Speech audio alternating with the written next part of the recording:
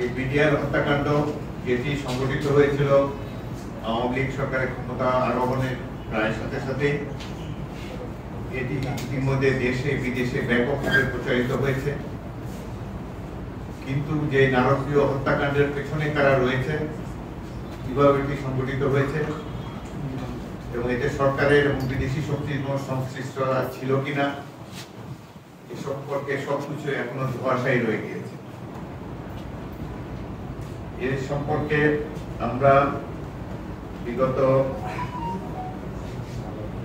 28শে August তারিখে মাননীয় প্রধান উপদেষ্টার কাছে একটি পত্র হস্তান্তর করি, যেখানে অনুরোধ করা হয় যে এই নারকীয় হত্যাকাণ্ডের নতুনভাবে বিচার করে তদন্ত করে পুনর্বিচার করতে হবে এবং এর সাথে কারা কারা সংশ্লিষ্ট, বিদেশি কোনো হস্তক্ষেপ আছে কিনা, কি কারণে এই নারকীয় হত্যাকাণ্ড সংঘটিত হয়েছিল, এ সম্পর্কে লিখিতভাবে এবং একটি কমিশন গঠন করার জন্য লিখিতভাবে আমাদের বিএনপির পক্ষ থেকে মাননীয় মহাসচিব হস্তান্তর করেন। আরো দুজন সদস্য সেখানে ছিলেন, এখানে উপস্থিত জনাব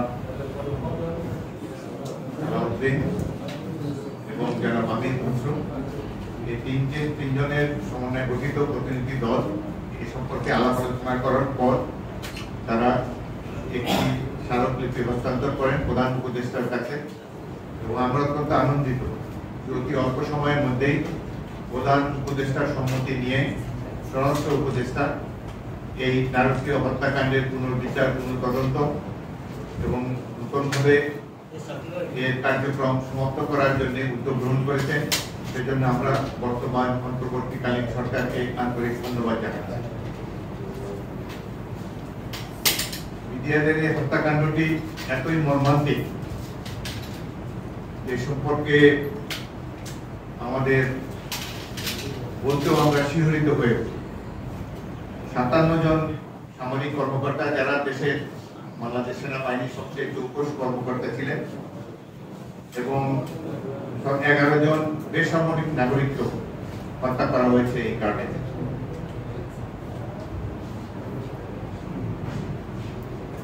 এই বিদ্রোহের আড়ালে বিডিআরের এই বিদ্রোহের তৎকালীন মহাপরিচালক জেনারেল শাকিল আহমদ সহ এই মেধাবী কর্মকর্তা বৃন্দ এবং 17 জন বেসামরিক লোককে নৃশংসভাবে হত্যা করা হয়। ঠিকানার বন্দর থেকে 38 জন সেনা কর্মকর্তার লাশ উদ্ধার করা হয়। নির্মোহ এবং উন্মুক্ত তদন্ত হলে এই সংখ্যা আরো বৃদ্ধি পেতে পারে। সরকার গঠনের শুরুতেই দেশপ্রেমিক সেনা এর প্রধান কারণ কি ছিল? আমাদের ধারণা যে দেশপ্রেমিক সেনাবাহিনীর মেরুদণ্ড ও নৈতিক বল ভেঙে দেওয়ার জন্য জাতীয় নিরাপত্তা এবং সার্বভৌমত্বকে মারাত্মক ঝুঁকিতে ফেলে বাংলাদেশকে একটি ব্যর্থ, অকার্যকর, নতজানু রাষ্ট্রে পরিণত করার জন্যই এই হত্যাকাণ্ড সংঘটিত করা হয়েছিল। এতে জড়িত ছিল বিদেশি ষড়যন্ত্রের অংশ হিসাবে বেশ কিছু ব্যক্তি সুপরিকল্পিতভাবে ফ্যাসিস্ট হাসিনার মদতে এই হত্যাকাণ্ড ঘটিয়েছিল বলে জনমনে বিশ্বাস রয়েছে। এই হত্যাকাণ্ডে তৎকালীন সরকার শেখ হাসিনা ছাড়াও সেনাপ্রধান মইনুল আহমদ, শেখ ফজলে তাপস, নুর আলম চৌধুরী লিটন, শেখ সালিম, শেখ হেলাল, জাহাঙ্গীর কবির নানক, মির্জা আজম, হাসানুল্লাহ কিনু, সাহারা খাতুন সহ আরো অনেক আওয়ামী লীগের নেতৃবৃন্দ এবং তৎকালীন প্রধানমন্ত্রী শেখ হাসিনার ঘনিষ্ঠ আত্মীয় বর্গ জড়িত ছিলেন বলে জনমনে ধারণা রয়েছে। আমাদের মহান মুক্তিযুদ্ধেও এতজন অফিসার একসাথে নিহত হওয়ার কোন নজির নাই। এবং হত্যাকাণ্ড যখন শুরু হয়, বিডিআর প্রধান জেনারেল শাকিল, সেনাবাহিনী প্রধান এবং অন্যান্য গুরুত্বপূর্ণ কর্মকর্তাদেরকে টেলিফোনে সাহায্য পাঠাবার জন্য অনুরোধ করেছিলেন, তারা কেউই কর্ণপাত করেননি, কোনো ব্যবস্থা গ্রহণ করেন। এই বিদ্রোহ অতি সহজেই দমন করা যেত। সামরিক বাহিনীর নিয়ম হলো যে কোনো অফিসার বা সামরিক বাহিনীর কোনো সদস্য যদি শুনে অমুক স্থানে একটি বিদ্রোহ সংগঠিত হয়েছে, তখন এই অফিসারের অবশ্য কর্তব্য সেই বিদ্রোহ দমন করার জন্য ব্যবস্থা গ্রহণ করা এবং যদি এই বিদ্রোহ দমন করার জন্য সেই অফিসার বা সদস্য কোনো কার্যকর পদক্ষেপ না নেন তাহলে তাকেও এই বিদ্রোহের অ্যাকমপ্লিস হিসাবে ধারণা করে নেওয়া হবে এবং সেও ইকুয়ালি পানিশেবল একটা অফেন্স করেছে বলে আমরা ধরে নিয়ে থাকি। সবচেয়ে বিস্ময়ের সাথে আমরা লক্ষ্য করলাম যে সেনাবাহিনী হত্যাকাণ্ড ঘটার পর সেনাবাহিনীর সদস্য শাহজাহান সহ অতি অল্প সময়ের মধ্যেই বিডিআর এর ওয়ালের বাইরে অবস্থান নেওয়ার পর যখন তারা এই বিদ্রোহ দমন করার জন্য মিলিটারি অ্যাকশনে যাবে এ সময় সেনাবাহিনী প্রধান মইনুল আহমেদ এবং ব্রিগেড কমান্ডার 46 ব্রিগেড তারা কোন ধরনের অপারেশন চালাতে এই বাহিনীকে নিষেধ করে। এই হত্যাকাণ্ডের পর প্রধানমন্ত্রীর কর্মকাণ্ড অত্যন্ত রহস্যজনক। সেনাবাহিনী যাতে কোনো ধরনের অ্যাকশনে না যায় তিনি সেনাবাহিনী প্রধান, বিমান বাহিনীর প্রধান, নৌবাহিনী প্রধান তাদেরকে যমুনাতে তার অফিসের কাছে একটি কক্ষে বসিয়ে রেখেছেন। কোনো কাজ নেই, তাদের সাথে আলাপ আলোচনাও নাই। যে ক্রুশিয়াল টাইমে অপারেশন করলে প্রাণসমূহ রক্ষা করা যেত এইভাবে তিনি উদ্দেশ্যমূলকভাবে এটিকে নষ্ট করেন। এই হত্যাকাণ্ড যারা ঘটিয়েছে তারা প্রথম দিকে কিছুটা আতঙ্কিত ছিল সেনা অভিযানের ভয়ে, কিন্তু প্রধানমন্ত্রী শেখ হাসিনা যখন তাদেরকে যমুনাতে ডাকেন, ডেকে শেরাটন থেকে খাবার দিয়ে আপ্যায়ন করেন এবং সাথে সাথে অতি অল্প সময়ের মধ্যে একটা সাধারণ ক্ষমা ঘোষণা করেন এবং পৃথিবীর ইতিহাসে যেটি নাই, দিয়ে দি তৌহিদ যিনি একজন জেসিও তাকে একবারে মেজর জেনারেল পদোন্নতি দিয়ে তাকে বিডিআর বাহিনীর মহাপরিচালক হিসেবে নিয়োগ দেন। অবিশ্বাস্য কর্মকাণ্ড। একজন সুবেদারকে মুহূর্তের মধ্যে মেজর জেনারেল পদে পদোন্নতি দিয়ে একটা বাহিনী প্রদান করে দেওয়া হয় এবং তাদের সাথে যে আচার আচরণ করা হয়েছে এতে বোঝাই যায় যে এই হত্যাকাণ্ডটি একটি সুপরিকল্পিত সরকারি দল শেখ হাসিনা এবং আওয়ামী লীগ নেতৃবৃন্দের যোগসাজশেই এটি সম্পন্ন হয়েছিল। 22শে ফেব্রুয়ারি তারিখে আওয়ামী লীগ নেতা ওয়ার্ড কাউন্সিলর তোরাব আলীর বাসায় এই সেনা বিডিআর কর্মকর্তাদের, বিডিআর সৈনিকদের সাথে আওয়ামী লীগের শীর্ষ পর্যায়ের নেতৃবৃন্দের একটি বৈঠক হয়। সেই বৈঠকেই আমরা জানতে পেরেছি পরবর্তীকালে এখানে এই বিদ্রোহটি কিভাবে সংগঠিত হবে, কিভাবে হত্যাকাণ্ড চালানো হবে, কিভাবে লাশ করা হবে, সকল পরিকল্পনা এই মিটিং এ আওয়ামী লীগের এই সভায় স্থির করা হয়।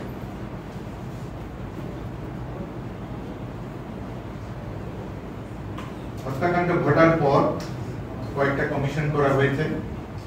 জাতীয় কমিশন জনাব আনিসুজ্জামানের নেতৃত্বে করা হয়েছে, ইনকোয়ারি কমিটি করা হয়েছে, কিন্তু সেটা কোনো কার্যক্রম দেখতে পাইনি।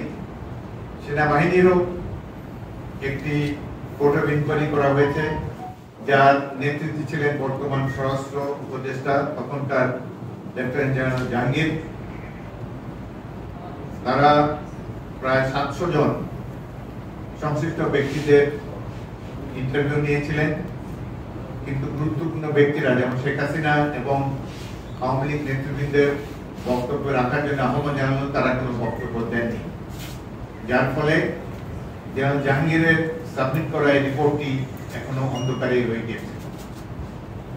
বিগত 14টি বছর ধরে আমরা যারা বিএনপি নেতৃবৃন্দ, সাধারণ মানুষ, প্রাক্তন সৈনিকবৃন্দ, আমরা 25শে ফেব্রুয়ারি তারিখে সেনানিবাসে গোরস্থানে গিয়ে প্রতি বছর খবর জিয়ারত করেছি এবং সাংবাদিক সম্মেলনে আমরা এই আশা ব্যক্ত করেছিলাম যে এই হত্যাকাণ্ডের প্রকৃত বিচার হবে এবং যে সকল রিপোর্ট জনগণ জানে না সে সম্পর্কে আলোকপাত করা হবে।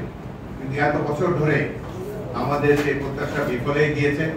আওয়ামী লীগের সরকার, বিনা ভোটে গঠিত সরকার, নৈশ ভোটের সরকার, তারা এই বিডিআর হত্যাকাণ্ডের সুষ্ঠু পরিণতিতে দমন করার জন্য কোনো ধরনের কোনো পদক্ষেপ তারা গ্রহণ করে নেই। আজকে এতদিন পর আল্লাহর রহমতে আবার সেই সুযোগ এসেছে। একটি নিরপেক্ষ অন্তর্বর্তীকালীন সরকার ছাত্র জনতার সমর্থন নিয়ে, আমাদের সকলের সমর্থন নিয়ে দায়িত্বে আছে। আমরা আশা করব এখন এতদিন পরে, এতদিন যেটি অন্ধকারে রয়েছে সেগুলো আবার আলোর মুখ দেখবে।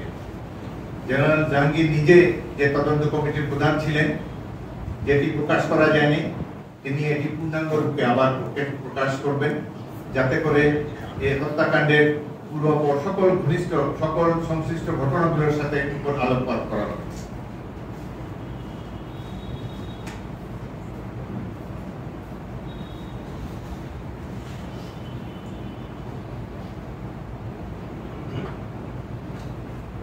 এই ঘটনায় জেনারেল মঈন তিনি অত্যন্ত দুর্বলতার পরিচয় দিয়েছেন। বোঝাই যাচ্ছে এই সেনাবাহিনী কমান্ড করার জন্য তিনি সম্পূর্ণভাবে অনুপযুক্ত এবং ব্যর্থ হয়েছেন। তার কোনো প্রয়োজন ছিল না প্রধানমন্ত্রীর কাছে গিয়ে তার কাছ থেকে নির্দেশ নেওয়ার। সেনাবাহিনী MBML স্পষ্টভাবে বলেছে বিদ্রোহ কিভাবে দমন করতে হবে। এই বিদ্রোহ দমন করার জন্য সেনাবাহিনী প্রধানের কারো কাছ থেকে নির্দেশ গ্রহণ করার কোনো প্রয়োজন ছিল না, কিন্তু তিনি ইচ্ছাকৃতভাবে কিংবা আওয়ামী লীগ সরকারের উচ্চপদস্থ ব্যক্তিবর্গের প্ররোচনায় এই অফিসারকে রক্ষা করার জন্য তিনি যাননি এবং এই হত্যাকাণ্ডের দায় তিনিও এড়াতে পারেন না, যেমন এড়াতে পারেন না প্রধানমন্ত্রী শেখ হাসিনা এবং আওয়ামী লীগ নেতৃবৃন্দ।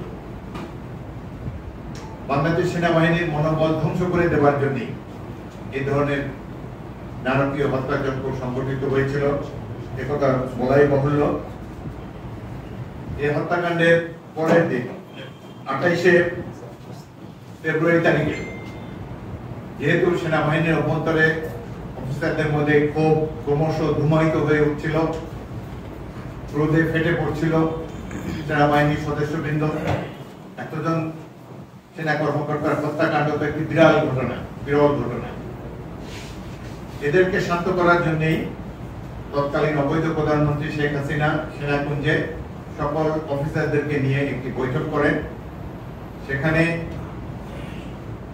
সকল ধরনের সেনা কর্মকর্তা বৃন্দ এই হত্যাকাণ্ডের বিচার দাবি করেন। কেন এই ধরনের হত্যাকাণ্ড হলো, কেন তাদেরকে রক্ষা করা গেল না, এই সম্পর্কে প্রধানমন্ত্রী এবং সেনাপ্রধানের কাছ থেকে কৈফিয়ত দাবি করেন। এর ভিডিও আপনারা অনেকেই দেখেছেন, আমরাও দেখেছি। পরবর্তীকালে এখানে যারা ভোকাল ছিলেন সেই সব কর্মকর্তা প্রায় 50-60 জন অফিসারকে বাধ্যতামূলক অবসর দেওয়া হয় এবং তারা পরবর্তীকালে নানা ধরনের নিগ্রহের শিকার হন।